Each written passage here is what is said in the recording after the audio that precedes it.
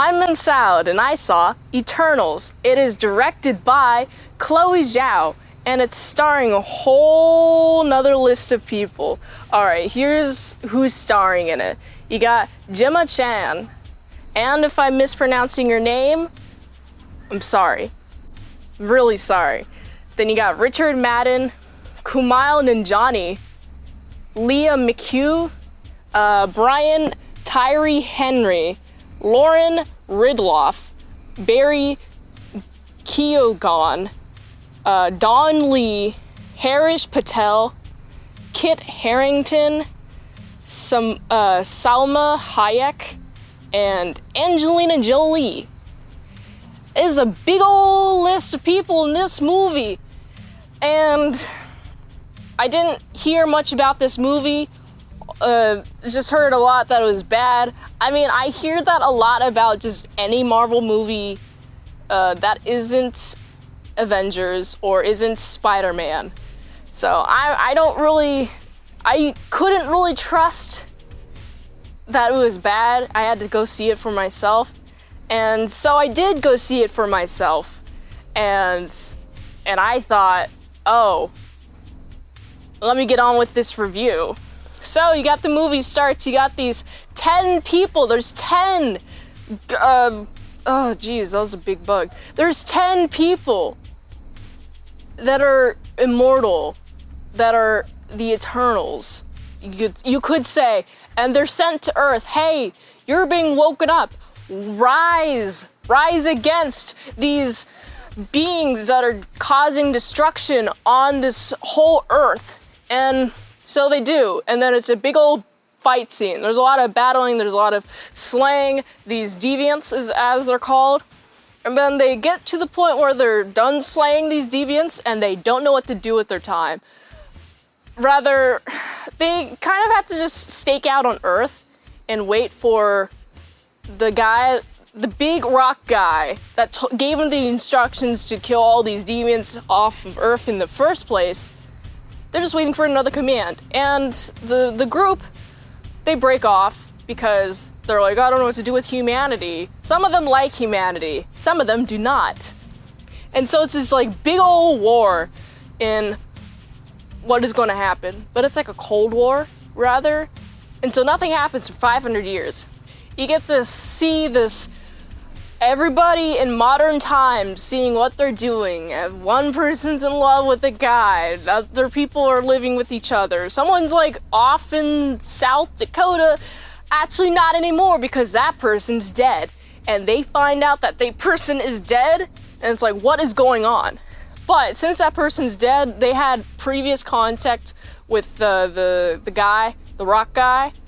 The new leader is like, I have some instructions now. I can talk to the guy.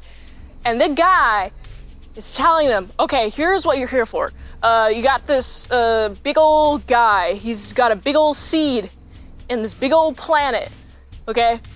I planted many seeds in big old planets too. Just waiting for a large enough population where I can have my celestial friends emerge. Jesus Christ, ooh. There's so many bugs, they're attacking me everywhere. Okay, well, she's telling him this because Earth is, since the unblippening, Earth has a big enough population where one of these seeds that have been planted can emerge and be growing. And obviously, like, half of these people are like, no, I don't like that idea. No way, Jose. We're going to try to freeze the guy. There's this thing called, we all have this like mental thing connection whenever the big old rock guy emerges. Another rock guy, the rock guy from Earth. So the rock guy from Earth, they're trying to stop him from emerging. He's like emerging like halfway through. They put him to sleep, but like the other Eternals are also just like fighting. And it's just like a lot of fighting. This movie is a lot of kickiness. Nice visuals, there's a lot of visual stuff, but like, I feel like a majority of this movie was a lot about talking about the characters and the characters' interactions with each other and how they feel about each other and not so much like developing them to the fullest extent. I mean, I know there's gonna be like another movie, but I still find it odd that these characters weren't as fleshed out as other Marvel movies. Like, you got Iron Man is like completely fleshed out by the time he dies, and you can just feel that pain. So whenever the other people are dying, I don't feel that pain as much, because it's like, okay, well, these are immortal beings. Some of these people don't want Earth to be a planet. They just want to have this big old celestial being just emerge. And other people are good people, are on the humanitarian side of things. Get out of here, bug! Got a big old people emerging, they stopped, they all eventually are like, oh, it can't kill you because I love you. Why don't we just like save this, kind of make it so this guy can emerge and let's save the planet. And so they do that. They're all like tying up their loose ends, like relationship wise, and it's all hunky-dory. And then, guess what happens? The guy that sent them, you know, that guy? And now you got the big guy, he's here. The big guy is here. He's come to take the Eternals. They're like, hey, you're a traitor, you're a big old traitor. But I'm gonna trust your judgment on this one. Now let me see if your memories really make it so the humans are really likable. And humans are not likable. So I'm going to assume that these people are just, they're gonna be very mad. They're gonna kill the Eternals, these set of Eternals at least, and then kill the humans. I understand how frustrating it is. As a human though, personally, I'm on the side of not being exploded with a guy emerging from the center of my planet. I'm on that team. Other than that, the other stuff wasn't terribly memorable. I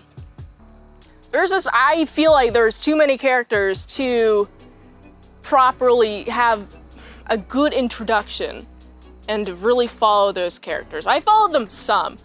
There is definitely a large, like a diverse cast. There is like a gay guy. There's even like a blind girl. Speaking of gay guy, I think this is the first openly gay MCU character, which is pretty cool. That was the end of the movie. I gotta give this movie some praise on the visual stuff. The visuals are real nice, and I do like the world building. I do like the idea of the Eternals. I really want to see more done with them, but I think like I would have liked this movie more if there was less. And I just focused in like on 4 characters, and they're all dealing with all this stuff. And you really get to see their personalities shine with just like 4 people. 7, too much for me. Like, I don't particularly want to handle 7 characters in my noggin unless I need to.